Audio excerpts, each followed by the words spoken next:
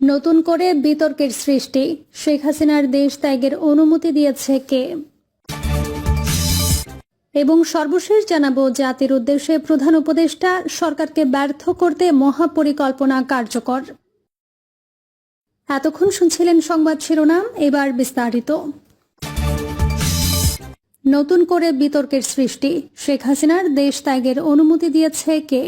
বাংলাদেশে ফাঁস হওয়া ফোনালাপ আগুনে ইন্ধন যোগ করেছে। এই কথোপকথনে হাসিনা দাবি করেন, আমি পদত্যাগ করিনি, বিশেষ পরিস্থিতিতে নিরাপত্তা কর্মকর্তাদের পরামর্শে আমি দেশ ছেড়েছি, আমি এখনো বাংলাদেশের প্রধানমন্ত্রী।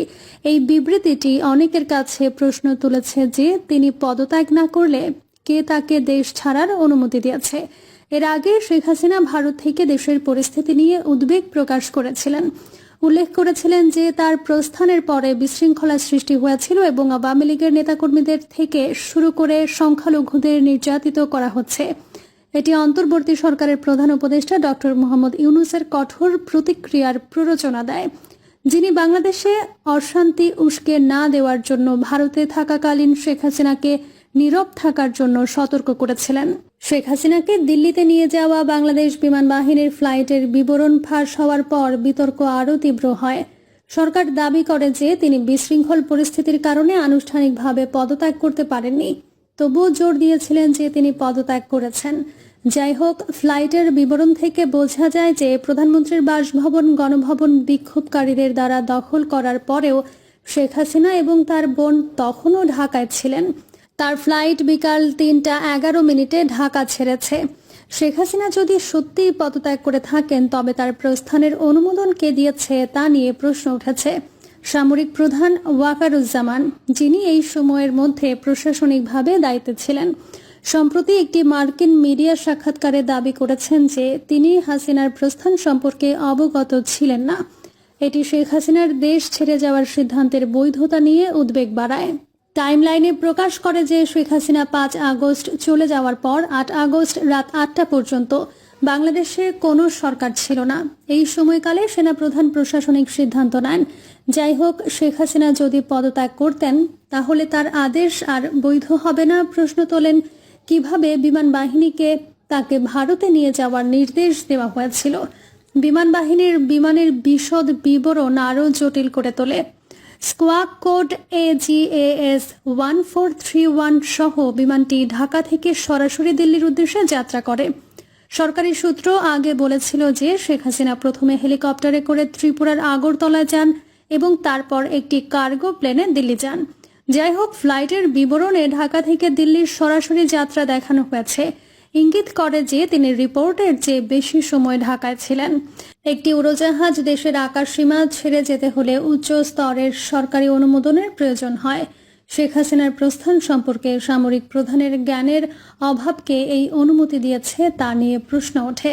বিমান বাহিনী প্রধান স্বাধীনভাবে এই সিদ্ধান্ত নিতে পারতেন না, কারণ সেনা প্রধান বাংলাদেশের প্রতিরক্ষা বাহিনীর প্রধান এবং রাষ্ট্রপতি। যদিও বহুলাংশে আনুষ্ঠানিকভাবে তার প্রস্থানের অনুমতি দেওয়ার সম্ভব ছিল না। ষড়যন্ত্রের সাথে যোগ করে শেখ হাসিনার বিমানের ট্রান্সপন্ডারটি বাংলাদেশের আকাশসীমায় থাকাকালীন বন্ধ করে দেওয়া হয়েছিল, যা এয়ার ট্রাফিক নিয়ন্ত্রণ ব্যতীত এটি শনাক্ত করা যায় না। এটি বাংলাদেশের অভ্যন্তরে শেখ হাসিনা নিরাপত্তার জন্য নিরাপত্তা উদ্বেগের পরামর্শ দেয়। নিরাপত্তার দিকটি আরও স্পষ্ট হয়েছে বিমানটির দিল্লি যাওয়ার রুট থেকে। ঢাকা থেকে সরাসরি দিল্লিগামী বিমানগুলি ওড়ার পর বাংলাদেশের উত্তর প্রান্তের শহর রাজশাহীর আকাশ ছুঁয়ে পশ্চিমবঙ্গের মালদহের উপর দিয়ে দিল্লির দিকে এগিয়ে যায়। কিন্তু ৫ আগস্ট শেখ হাসিনার বিমান কলকাতার উপর দিয়ে উড়ছিল, যার ফলে বাংলাদেশের আকাশসীমা অতিক্রম করতে বিমানটির ১৫ মিনিট সময় কম লাগে। মনে করা হচ্ছে শেখ হাসিনা দ্রুত দেশের আকাশসীমা অতিক্রম করে ভারতের সীমানায় ঢুকে পড়তে চেয়েছিলেন। এই পরিস্থিতি অন্তর্বর্তী সরকারের কাছে স্পষ্টতা দাবি করে যে শেখ হাসিনার প্রস্থানের অনুমোদন কে দিয়েছে এবং কোন পরিস্থিতিতে, বিশেষ করে পরস্পর বিরোধী বর্ণনা এবং বাংলাদেশের রাজনৈতিক ভূখণ্ডের জন্য গুরুতর প্রভাবের কারণে।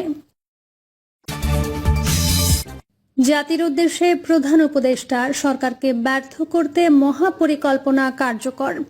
নির্বাচনী সংস্কারের সিদ্ধান্ত হয়ে গেলে খুব দ্রুত নির্বাচনের রোডম্যাপ দেশবাসী পেয়ে যাবে বলে জানিয়েছেন অন্তর্বর্তীকালীন সরকারের প্রধান উপদেষ্টা প্রফেসর ডক্টর মোহাম্মদ ইউনূস। তিনি বলেছেন, নির্বাচনের পাশাপাশি আপনারা সংস্কারের কথাও বলুন। সংস্কারকে পাশ কাটিয়ে যাবেন না। আমরা অত্যাবশ্যকীয় সংস্কার শেষে নির্বাচন দেব। সরকারকে ব্যর্থ করে দিতে মহাপরিকল্পনা কার্যকর রয়েছে। উল্লেখ করে এ বিষয়ে দেশবাসীকে সতর্ক ও ঐক্যবদ্ধ থাকার আহ্বান জানিয়েছেন তিনি। সরকারের 100 দিন পূর্তি উপলক্ষে জাতির উদ্দেশ্যে দেওয়া ভাষণে সরকারের প্রধান বিগত সময়ে সরকারের নেওয়া বিভিন্ন পদক্ষেপ তুলে ধরেন। জানান, প্রয়োজনীয় কিছু অত্যাবশ্যকীয় সংস্কার কাজ শেষ করে কাঙ্ক্ষিত নির্বাচন আয়োজনের পথে হাঁটবে সরকার। ততদিন পর্যন্ত ধৈর্য ধারণ করতে সংশ্লিষ্টদের অনুরোধ জানিয়ে বলেন, সংস্কারের জন্য নির্বাচন কয়েক মাস বিলম্বিত হতে পারে।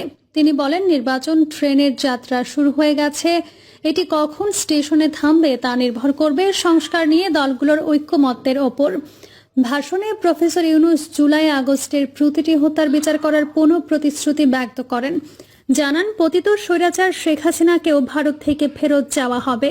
শুধু জুলাই আগস্ট হত্যাকাণ্ডই নয়, গত 15 বছরের সব অপকর্মের বিচার করবে তার সরকার। কেবল দেশে নয়, গুম, খুন ও জুলাই আগস্ট গণহত্যার সঙ্গে জড়িতদের আন্তর্জাতিক আদালতেও বিচারের উদ্যোগ নিয়েছে অন্তর্বর্তী সরকার। কথা দেন, জুলাই অভ্যুত্থানের কোন শহীদ এবং আহত ছাত্র শ্রমিক চিকিৎসা সেবা এবং পুনর্বাসন পরিকল্পনা থেকে বাদ যাবে না। এটি সরকারের অঙ্গীকার। প্রফেসর ইউনূস জানান, সরকারকে ব্যর্থ করে দিতে মহাপরিকল্পনা কার্যকর রয়েছে।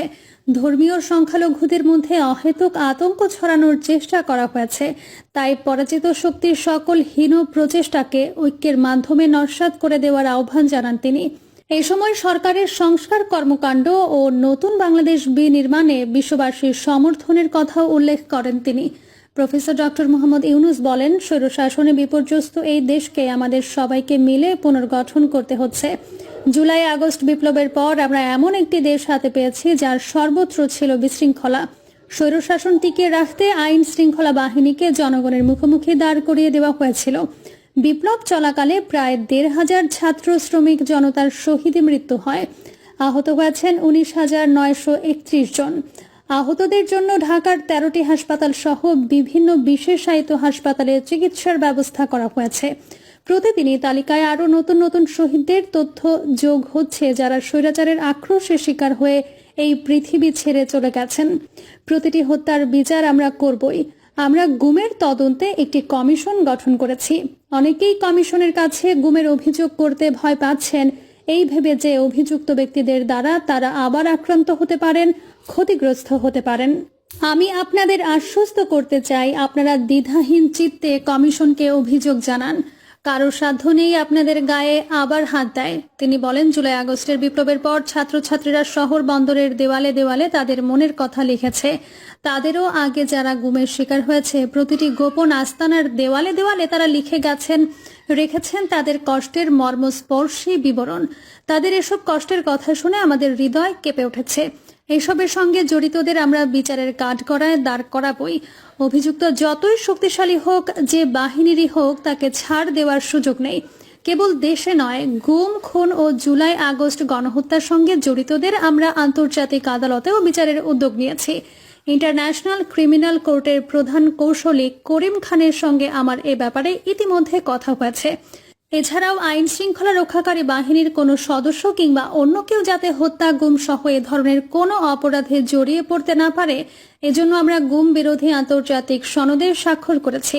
আপনারা দেখেছেন, জাতিসংঘের আন্তর্জাতিক মানবাধিকার বিষয়ক হাই কমিশনার ভলকার টুর্কো সম্প্রতি বাংলাদেশ সফর করেছেন।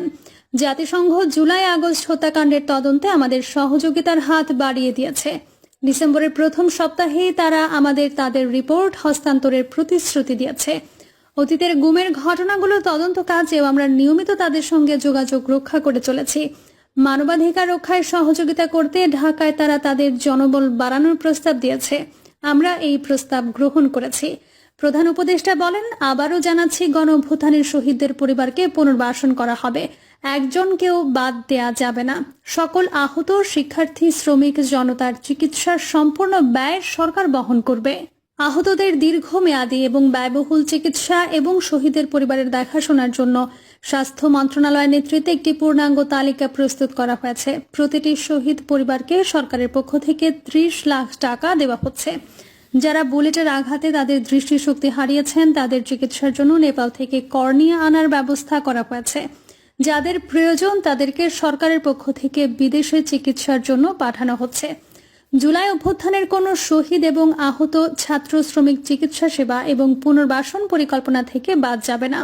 এই গণ অভ্যুত্থানে শহীদদের স্মৃতি ধরে রাখতে গঠিত জুলাই শহীদ স্মৃতি ফাউন্ডেশন বেশ পাকাপোক্তভাবে তাদের কাজ শুরু করেছে। প্রিয় দর্শক, এই ছিল এখনকার সর্বশেষ সংবাদ। আপডেট সব সংবাদ পেতে চ্যানেলটি সাবস্ক্রাইব করে বেল আইকনটি ক্লিক করে রাখুন।